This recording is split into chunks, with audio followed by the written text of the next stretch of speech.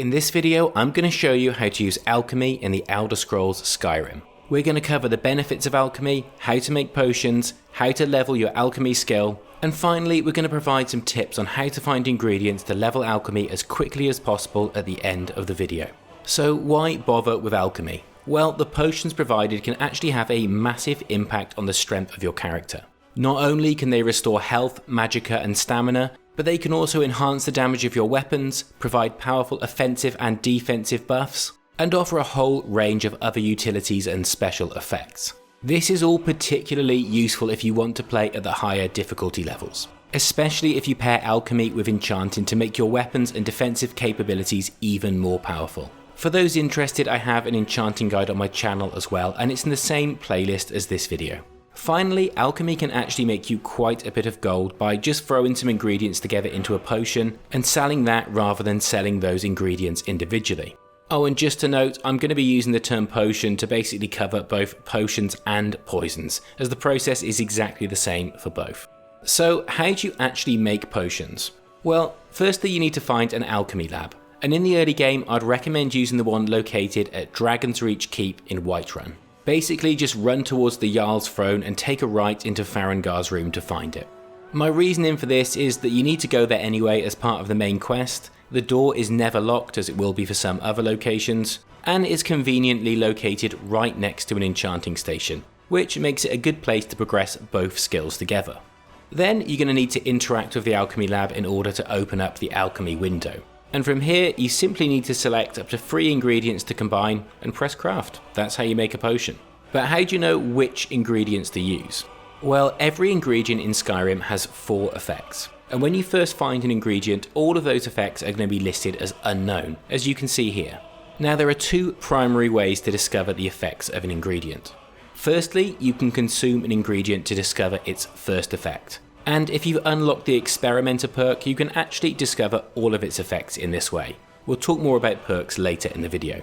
Secondly, you can experiment by mixing random ingredients at the alchemy lab and seeing which effects you discover.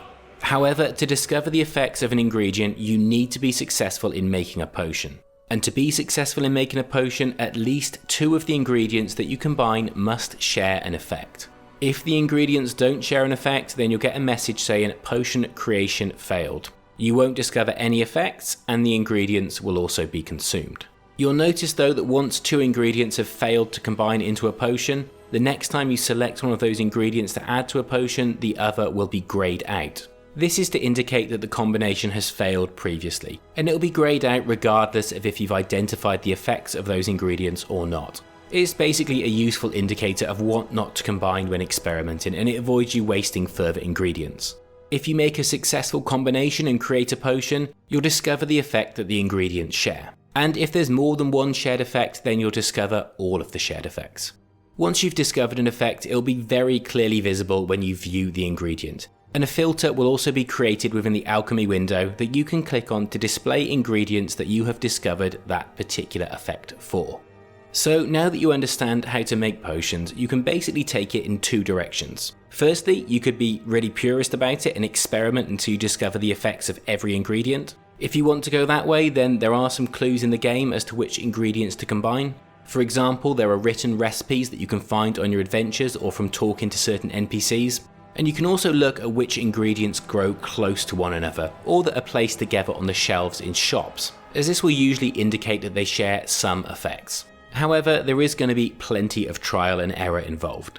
Alternatively, you could just Google all of the different combinations if you don't fancy going down the experimentation route. That's up to you. It's one thing to know how to make potions, but to really maximize the quality of your potions, you're going to need to level your alchemy skill. For every skill level you gain in alchemy, your potions will become more effective, scaling up to 50% more effective when you reach level 100. An enormous boost when you think about, for example, the additional healing or damage that would provide. You also gain access to a number of perks that greatly increase the strength of your potions, enable you to discover more effects when consuming ingredients, and remove the negative effects from the potions you create, as well as a number of other benefits. I'll put them all up on the screen now so you can pause and review them at your own pace. How do you level your skill and unlock these perks? Well, it's simple. You basically need to make potions, and you also gain a very small amount of XP when you discover an effect when consuming an ingredient. It can be a bit of a slow process, but the benefits are worth the effort, especially if you're trying to play at higher difficulty settings. Finally, let's talk about where to find ingredients. The simple answer is you find them everywhere, and my main tip for a new player is just to loot every ingredient you come across. This way you can level alchemy naturally as part of a normal playthrough. If you run out of storage, it's probably worth getting hold of a player house, as this will greatly increase your storage capacity. I'll put out a video on how to get player houses soon, and it will be in the same playlist as this video, so remember to subscribe if you're interested in that. Aside from just picking up everything you find, there are some quite simple things that you can do that will yield a large number of ingredients for minimal effort. I'll give you a few ideas to explore rather than an exhaustive list, otherwise this video would literally go on for hours. Firstly, if you're not above stealing, then you can visit the various alchemy shops across Skyrim and clear them out. Just don't get caught. The nice thing is, once you combine the ingredients into a potion, they no longer count as stolen goods, and therefore they can't be confiscated if you're arrested.